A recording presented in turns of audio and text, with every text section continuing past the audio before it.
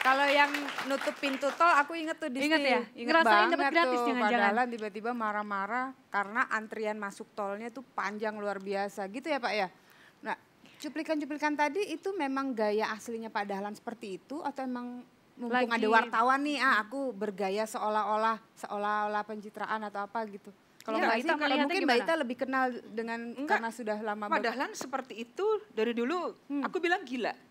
Kenapa gitu. gila? Spontan gitu ya, Mbak ya? Ketika ada sesuatu yang menurut beliau itu enggak pada tempatnya. Jadi beliau kalau ambil. menurut Mbak Ita yang sekarang ini dilakukan bukan pencitraan ya, memang Dari udah dulu begitu adanya. Dari Cuman, dulu begitu. kok bisa wartawan selalu ada sih Pak pada saat Bapak begitu? Saya kira waktu saya buka tol tidak ada wartawan. Oh. Tidak ada wartawan sama sekali. Saya juga agak heran kenapa itu tersiar. Sama sekali tidak ada wartawan, saya juga tidak ngajak wartawan karena saya kan mau ke airport dan tidak ada forwarders, tidak ada ajudan.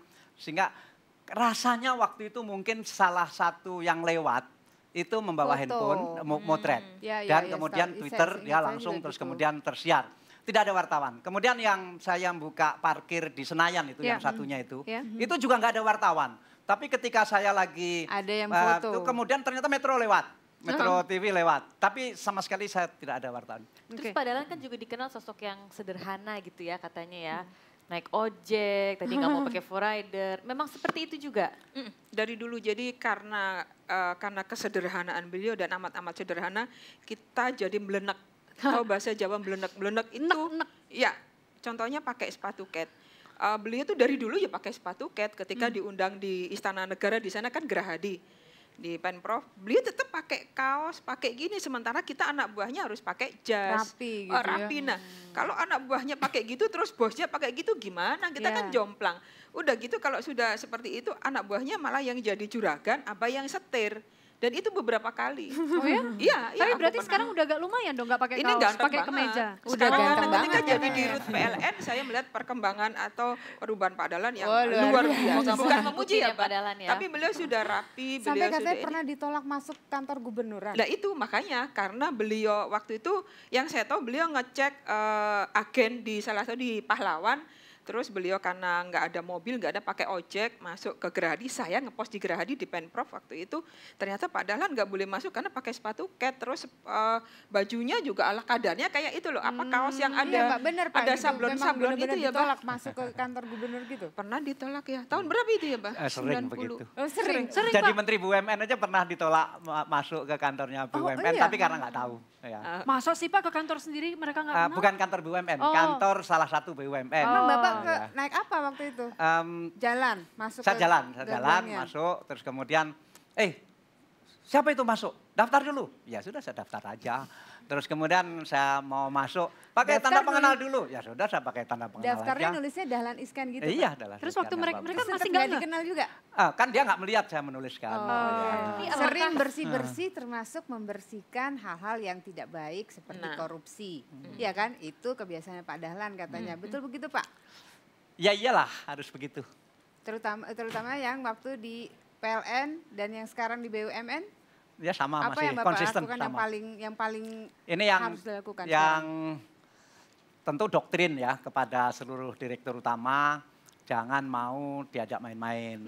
Kemudian tetapi saya juga maklum kalau tidak bisa dengan kekerasan, artinya dengan gebrak tidak bisa. Tapi juga dengan caranya menghindar. Dan saya kira teman-teman sudah mengikuti itu sehingga permainan-permainan itu ya kalau boleh dibilang nggak ada sama sekali, saya kan juga sulit membuktikan. Tapi menurut saya sudah relatif sangat berkurang. Termasuk penyehatan beberapa BUMN ya Pak ya? Ya mudah-mudahan begitu. Tapi Merpati masih gagal juga ya sampai sekarang. Ya sangat sulit. Sangat sulit. Kenapa? Apa yang sulit Pak dari Merpati itu? Utang lamanya itu sudah terlalu besar.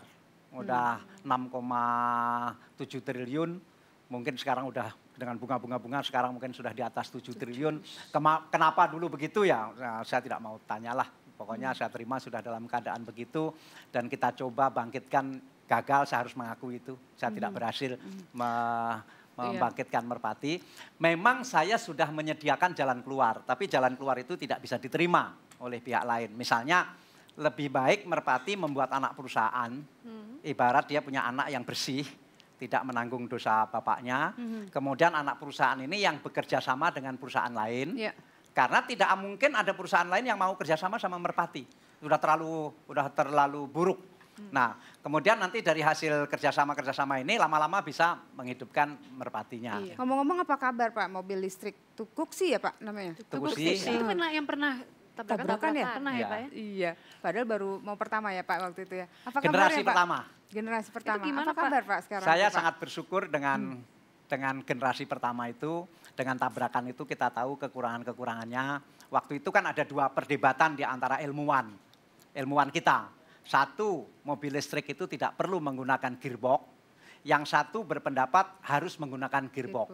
Seperti Kang Dasep Ahmadi yang ITB, itu yang punya prinsip harus menggunakan gearbox. Tapi yang dari Amerika ini, dia bilang tidak perlu menggunakan gearbox. Nah, dua pendapat ini tidak bisa disatukan.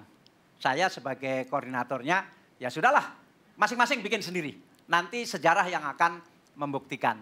Jadi Kang Dasep membuat mobil listrik yang pakai gearbox, kemudian teman yang dari Amerika itu tidak menggunakan gearbox. Nah, sekarang dengan kecelakaan itu kesimpulan saya mobil listrik harus menggunakan gearbox. Hanya itu aja. Tapi sampai sekarang proyeknya masih jalan terus. Kan sudah lahir generasi kedua yang sangat bagus, namanya Selo. Kemudian ada namanya Arimbi. Jalan terus. Dan generasi kedua ini jauh lebih baik dari generasi yang pertama. Oke. Jadi kalau ya. seru. Jadi kita masih menanti apa lagi nih yang bakal dilakukan oleh Pak Dahlan. Tapi setuju nggak sih kalau Abah ini jadi presiden? Tahan dulu ya. Jangan dijawab sekarang karena sesaat lagi kita akan segera tahu seperti apa jawaban dari Mbak Ita. Tetap bersama kami dalam 3 in 1. Saya mirip Pak Jokowi atau Pak Jokowi mirip saya? Nah.